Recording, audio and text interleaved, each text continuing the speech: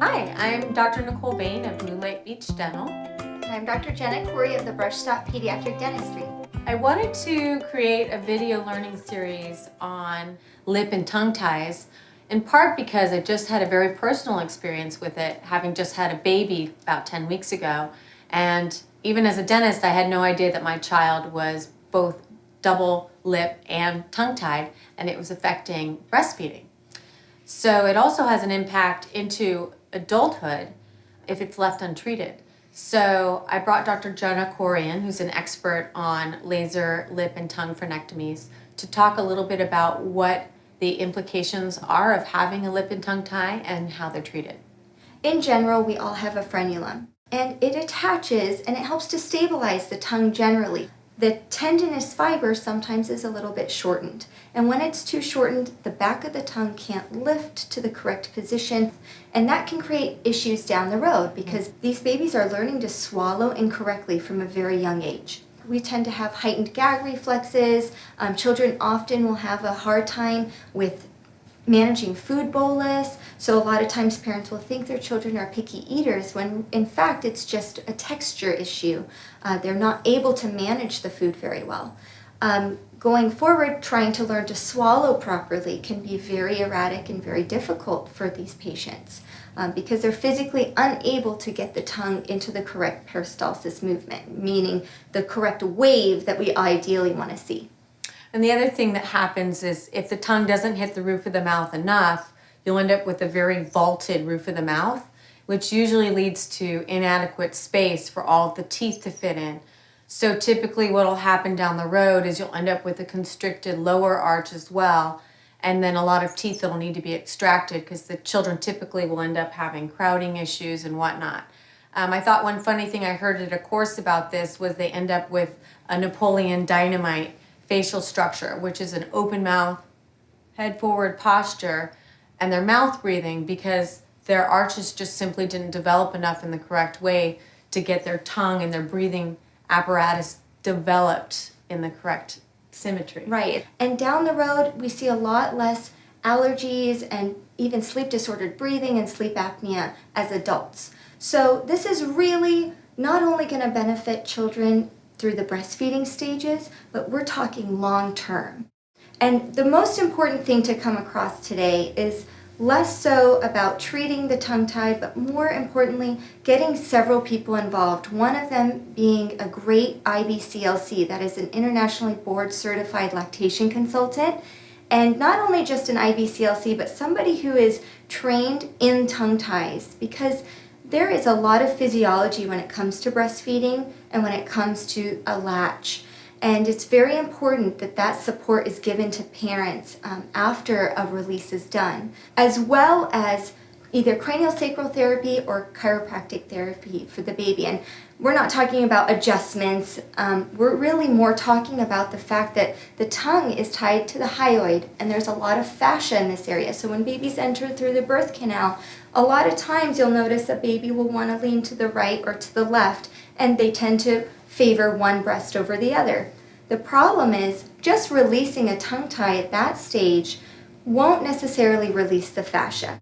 It's so fascinating to me to see this spectrum of dentistry, how important this is on overall health and how people don't talk about it enough, and how easy it is to treat it at infancy or in a newborn stage, and most people are completely unaware of the effect it has on their lives.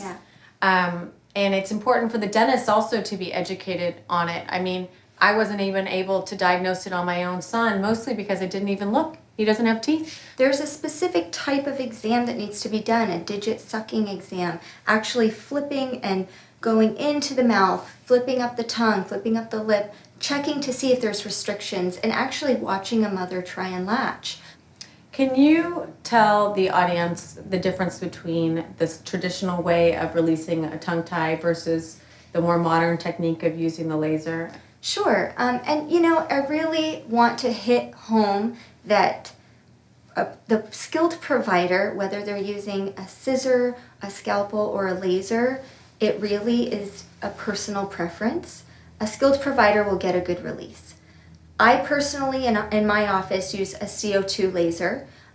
It's never actually touching the tissue. I find that the lasers tend to have a little bit less bleeding, which means I can visualize a little bit better and make sure that I have a more thorough release. But as I mentioned, scissor, scalpel, laser, doesn't matter so long as your provider is skilled. Follow-up is the most important.